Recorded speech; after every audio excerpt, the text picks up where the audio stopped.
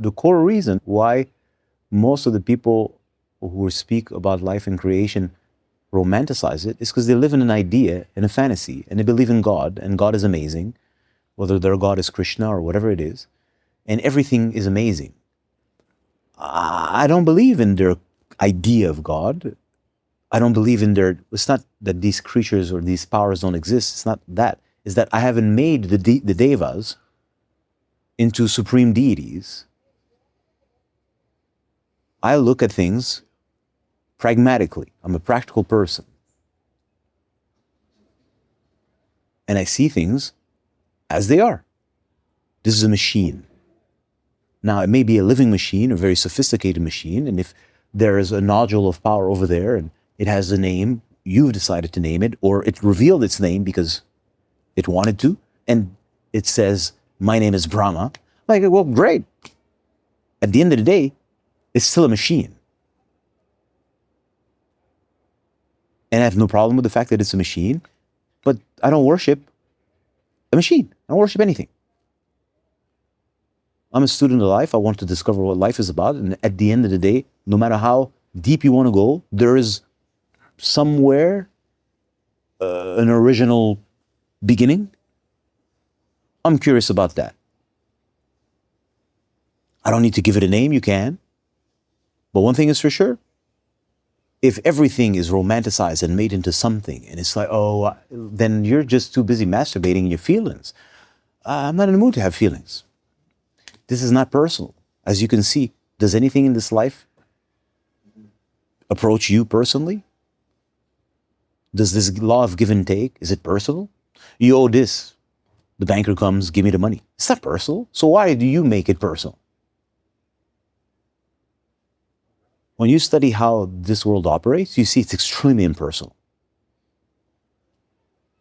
And when you understand how your physiology understands, you start to realize that whatever you call emotions, to which you attribute so much, is literally a response mechanism.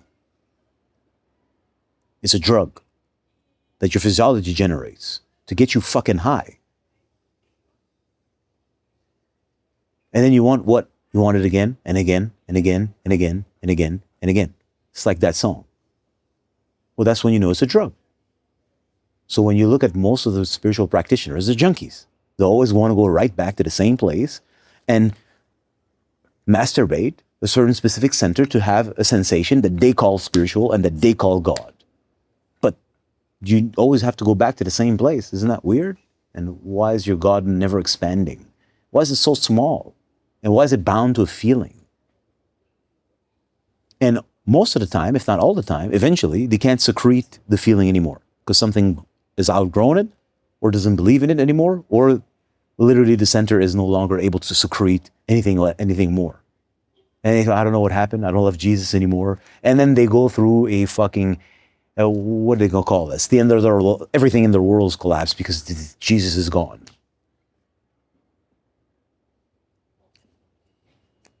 It's because Jesus wasn't there in the first place, bro. Anyways, all this to say, for me, I live in a machine. And it may be a living machine, it'd be fantastic if you want to see it this way. And I'm approaching it pragmatically. It treats me pragmatically. It doesn't give two fucks about how I feel. It doesn't give, no, but there are angels, yes, that love you. As you can see, when all these millions of people explode, the angels love them.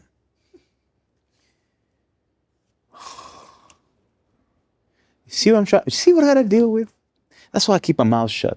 I mind my business, and I focus on my affairs, and I wish everybody the best, and I don't give two fucks.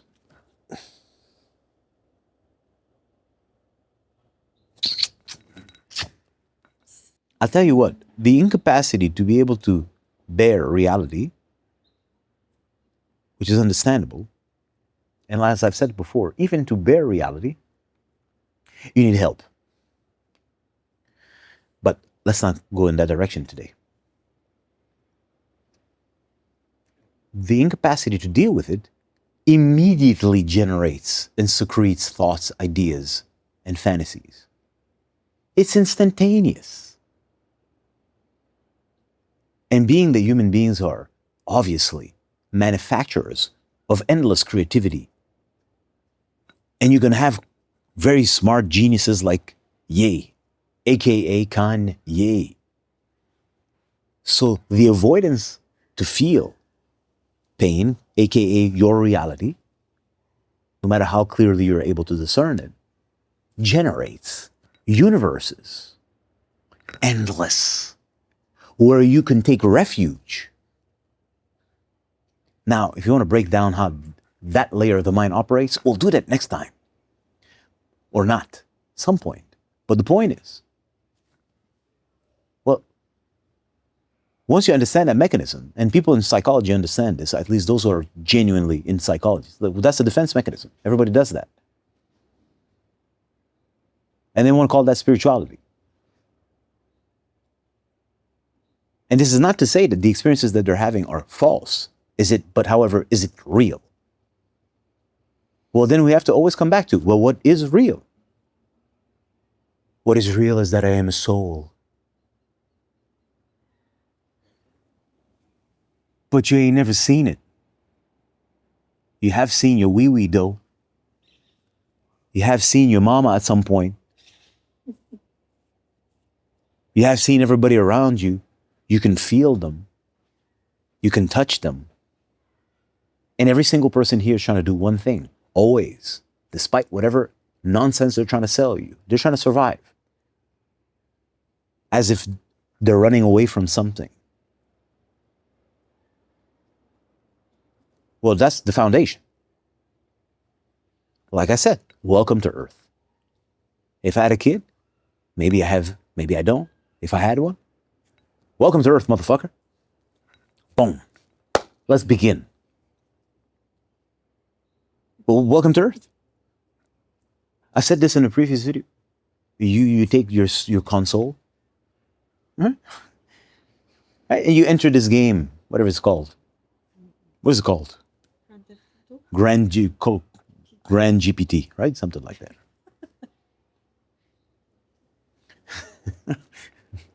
It's fun.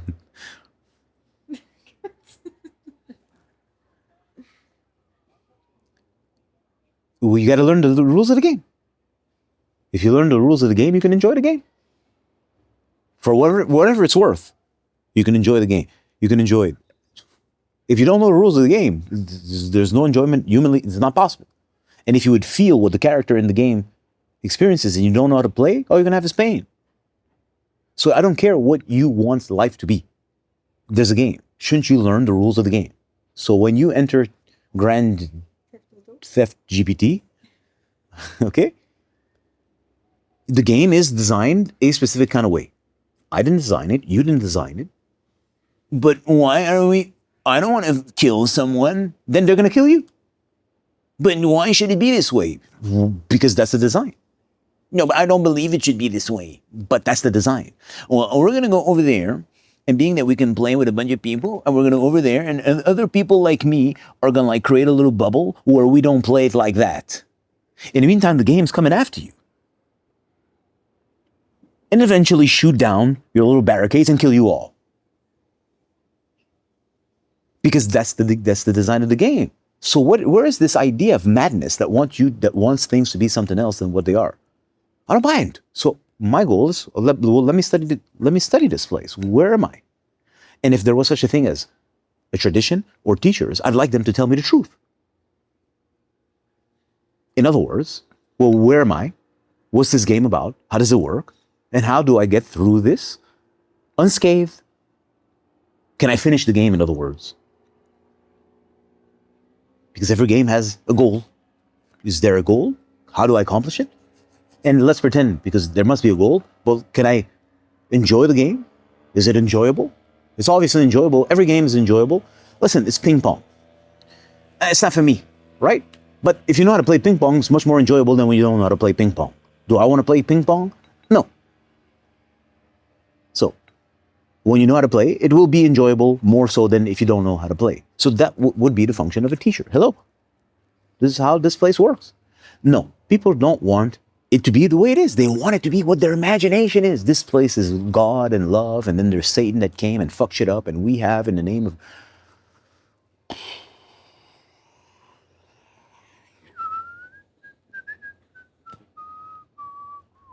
Whatever, dude. As you can see, this game allows for a lot of creativity. It allows for a lot of mental streams to converge and bump and fight. And it's a very special place here. It allows for a lot of creativity, especially in this phase of the game. It has built an arena where all compensations, in other words, all deliriums, especially the old ones, can all come and live together, and it's wow. It's amazing. Yeah, I have to hand it to the architect of this place. This fucking dude is fucking brilliant. As I said in a previous video, I can respect the architect because I can appreciate his masterpiece. You, on the other hand, want things to be different. If you were the architect and you had the choice between you or me, who would you give boons to? The guy who really genuinely appreciates your masterpiece? Or the asshole who wants it to be something else? So you see, even in my approach, I'm making friends with the overlord by respecting him.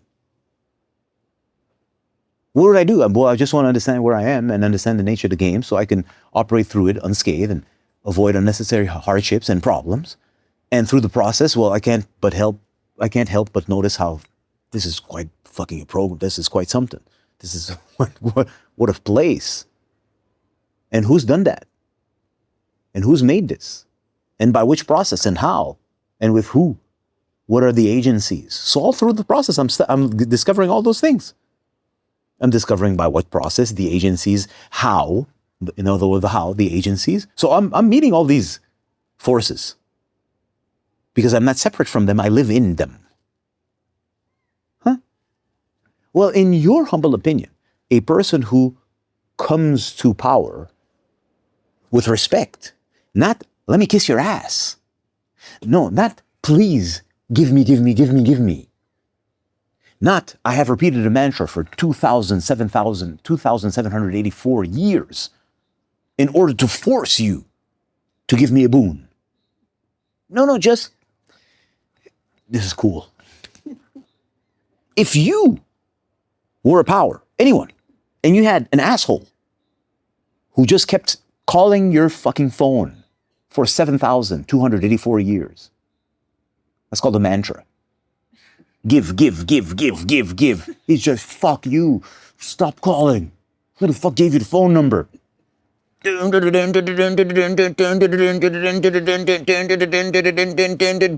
at some point, the guy's like, yo, here, go away.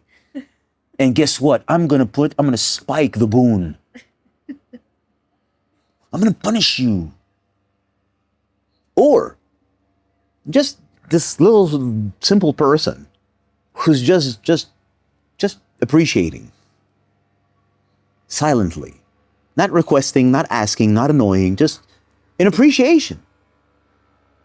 And if you had, let's say you were a power and you have like a quota of boons to give in order to keep some kind of harmony in this hell, right? Well, I think I like this dude because he's not annoying and he respectful. Have some. I don't know much, but I know that a person who's harassing you and annoying you, at some point you may answer the phone, but you ain't happy. You're answering because you want him to stop calling. And kiss assers, they're very annoying. And a person who genuinely can see or appreciate what you do, it's a rare thing. And when you do find something, it does warm your heart. It's a universal affair. Well, great. So once again, I'm weaving a lot of things together, and any person who has the patience and madness to listen to my rant, you see how I'm weaving a bunch of things together. That's how I approach things. I don't believe in another approach. That's my take. And I follow my path. Like I said, to each their own. If it works for you, it works for you. I'm a hard man to satisfy. My sensitivity is great. Therefore, I'm a hard man to satisfy. In other words, the drugs you give me, they don't reach, they don't touch, they don't go deep enough to appease me. That's why I speak this way. I have nothing against anybody. Your drug, does it work for you? Great. Doesn't work for me. I can tell you why. It doesn't go deep enough. Those of you who've already taken drugs, you know how it is, man. It's just not hitting the spot. Yeah, but we're talking about now pain spot. It's not going deep enough. It's not appeasing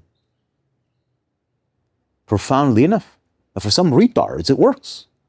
Yeah, they're shallow. What can I say? I don't even, it sounds disrespectful. It kind of is, but it's not. Like, I don't give a shit that you're a shallow person. It's just, it works for you. You could smoke ganja and you're happy. I smoke a lot of ganja and I ain't happy because it's not appeasing me. It doesn't appease the anxiety. So then I have to find the appropriate medicine. So that's why I'm speaking this way.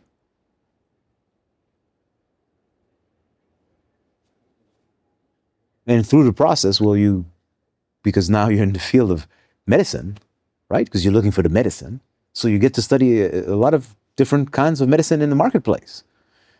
And you get to understand how they're made and their construct and the very, right, it's a universe. Well, that's my field. Well, that's why I can speak. I'm like, I know how this is constructed. Now, you may think this is this, but this is this and that put together, and then they wrap it up like this and give it to you because you're stupid, and then you call it medicine. It's not medicine. This is just like, but you kind of, like, yeah, you know?